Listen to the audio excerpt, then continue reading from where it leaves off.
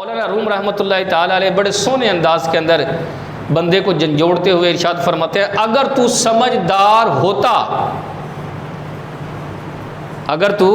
سمجھدار ہوتا تو کسی سے ہی عبرت حاصل کر لیتا۔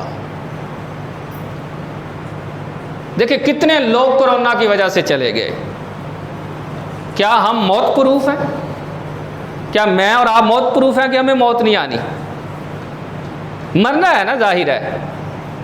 تو دوسرے سے عقل حاصل کرنی چاہیے۔ آپ رحمۃ اللہ تعالیٰ علیہ نے مسنوی میں نے ایک حکایت لکھی ہے۔ آپ فرماتے ہیں شیر، گیدڑ اور لومڑی کی نا آپس میں دوستی ہو گئی۔ شیر نے ان دونوں کو ساتھ لیا، کہا او آج شکار کے لیے چلتے ہیں، میں تمہیں سمجھاتا ہوں کہ شکار کیسے کرتے ہیں۔ شیر نے ایک خرگوش، ایک بکرا اور ایک گائے کا نا شکار کیا۔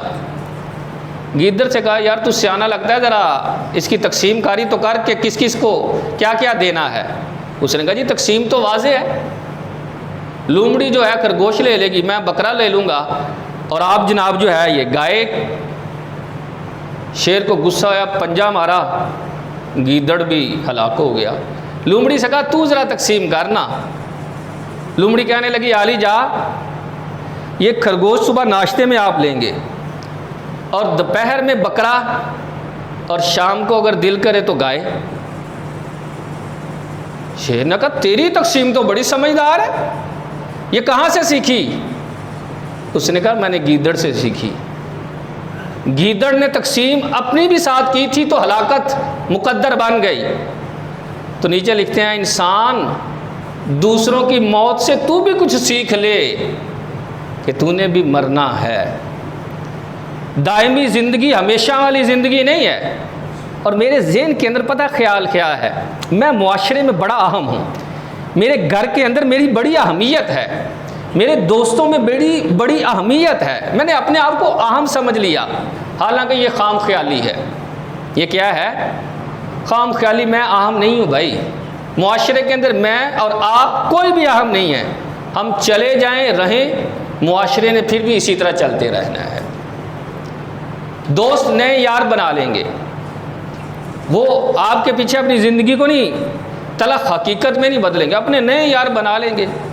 بچے چند دن تک جو ہے رہتے ہیں، اس کے بعد پھر وہ اپنی زندگی کے ساتھ سمجھوتا کر لیتے ہیں کہ ہم نے ایسے جینا ہے، کوئی کسی کے پیچھے مرتا نہیں ہے۔ ایک رپورٹ مجھے نا ایک دوست نے سینڈ کی، تو اس کے اندر یوں تھا کہ ایک دوست تھا، اس کا نام رفیق تھا۔ دو دوست، ایک کا نام رفیق تھا اور وہ دودھ دہی کا کام کرتا تھا۔ رفیق جو ہے مسجد کے اندر اعلان ہوا کہ جناب رفیق صاحب کا انتقال ہو گیا ہے، فلاں وقت میں ان کی نماز جنازہ ہے۔ وہ دوست بھاگا دکان پہ آیا، اپنے دوست رفیق کو بیٹھا دے کر شکر الحمدللہ کہا، یار اللہ تیرا شکر ہے یہ تو زندہ ہے۔ دوست نے کہا کیا ہوا؟ کبھی مسجد میں اعلان ہوا تھا کہ آپ کا انتقال ہو گیا ہے، لیکن مجھے بعد میں پتہ چلا وہ تو آپ کا ہم نام تھا۔ اور کہا تو نے اپنے دوست پہ اتنا ہلکا لے لیا؟ میں کوئی معمولی آدمی ہوں؟ جس دن میری موت ہوگی یہ بازار کی رونقیں مدھم پڑ جائیں گی، یہ دکانیں بند ہو جائیں گی، تو نے کیا ہلکا آدمی لے لیا اپنے بھائی کو؟ یار کیسی باتیں کرتا ہے۔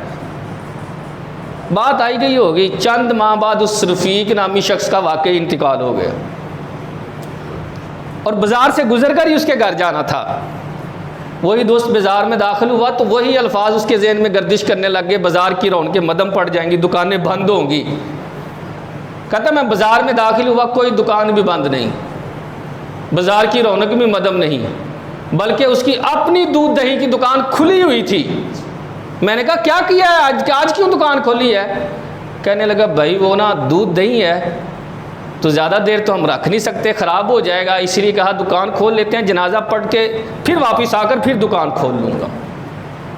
میں نے اپنے آپ کو بڑا اہم سمجھا ہے، یقین مانے ہم میں سے کوئی بھی اہم نہیں ہے، یہ ہماری خام خیالی ہے۔ اپنا انداز بدل لیں۔